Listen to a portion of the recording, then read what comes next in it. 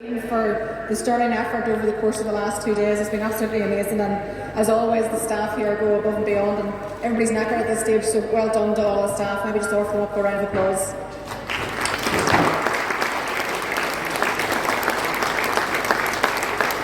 I want to begin my remarks today by thanking the electorate for their overwhelming support throughout the entirety of the election campaign, and again at the ballot box, where the people have spoken very clearly to all of the parties. It's always a real honour and a humbling experience for me and for my peers Linda and Emma to stand in an election and go before the electorate with what we had, which was a very positive vision about the future and about real change. I want to say a huge word of thanks to all of our election teams, because without all of these activists on the ground, knocking doors, putting up posters, doing all the work, we couldn't be where we are today, so thank you from the bottom of my heart for all of your work.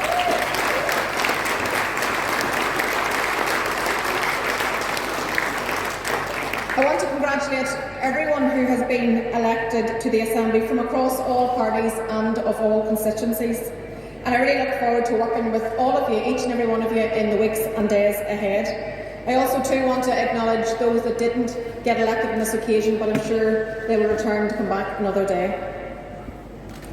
Today represents a very significant moment of change. It's a defining moment for our politics and for our people.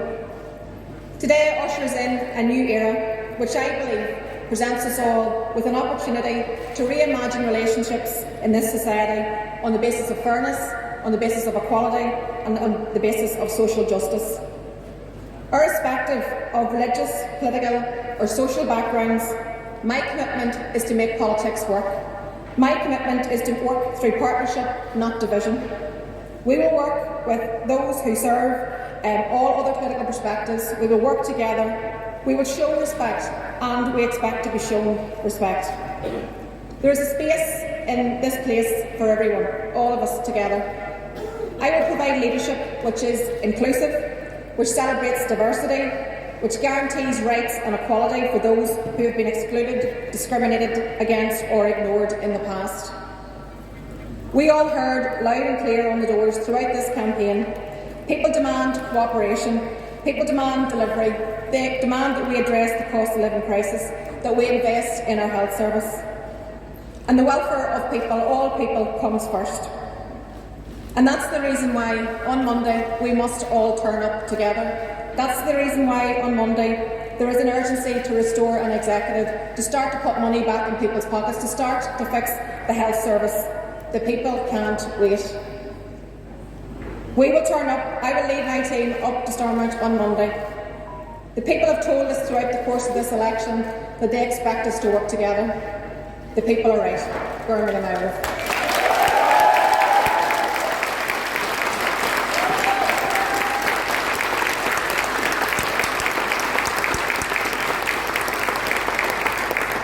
Just first of all, as the other candidates have done, to thank all of the electoral staff for all of their hard work not only over the last 2 days, but obviously in the run-up to the election.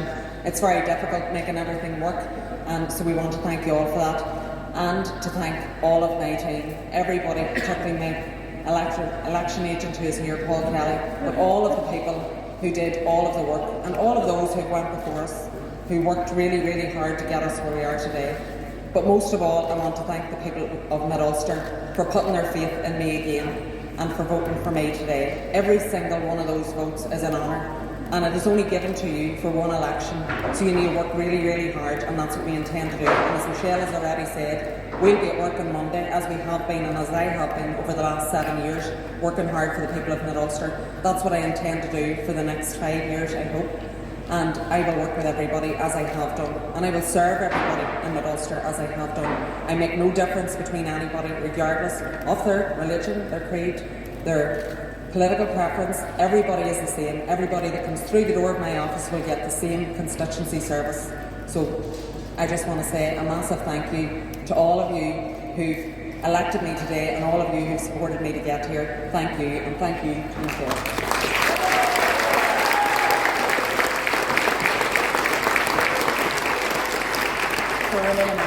I just want again to thank the electoral staff. I want to thank the entire team Sinn Féin, and every single person that voted for us in Mid-Ulster on Thursday. We've already put our stamps out there. We'll be back to work for everybody on Monday, and Monday won't be long coming round. So thanks everybody for moving around.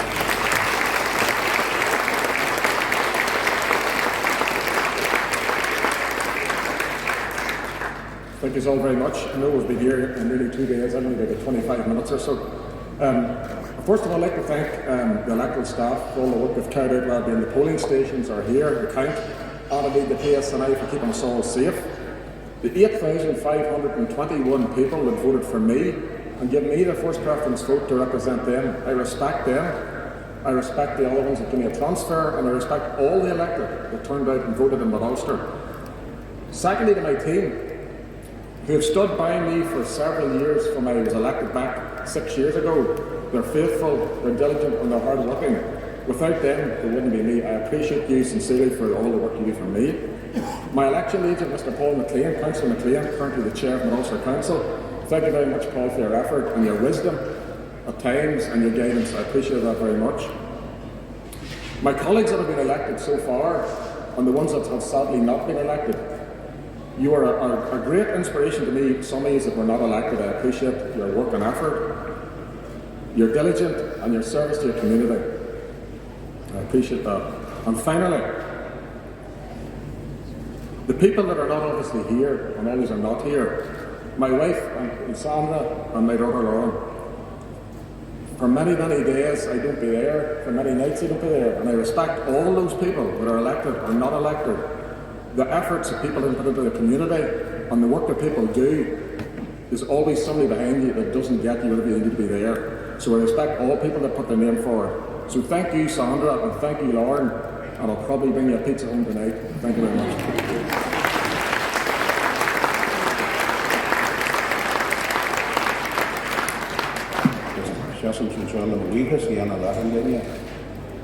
I stand here today to thank you all who have been here and have made this an efficient and effective election.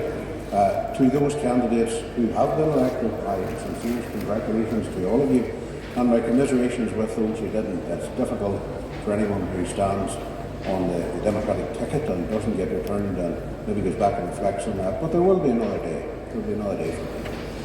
My particular thanks go to my wife, Geraldine, who has had to, I'm sure many share that feeling, who has had to put up with a few weeks of absence and long nights and late nights, but will be back today. My particular thanks go to my Director of Elections, Ryan Brady, and the solid team who stood by me right throughout this campaign, who walked up those laneways, who canvassed hard and did a multiplicity of other things. Thank you particularly to them. To the staff here today, the electoral office staff, my thanks to you and PSNI for their diligence in seeing this through as well. Now, we have talked a lot about change and respect. I'll take the second one first. Respect. The challenge of the outcome of this election is to bring about a society which accommodates difference, accommodates diversity, and brings people together through working together on the basis of respect. There is no other way to do it. To respect each other's difference and to bring about structures, political structures, which give full credence to that and expression to that. That's a big challenge.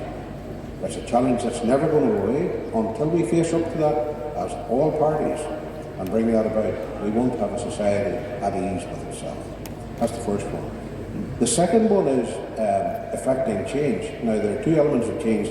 The first bit is the bit which is included in achieving bringing about respect. The second bit is the imperative that we have a government up and running ASAP.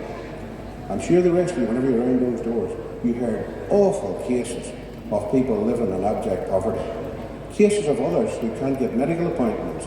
People really stressed with their medical conditions. Now that's going to be a huge challenge to try and affect that and try and bring about change there. But people are genuinely demanding it of us.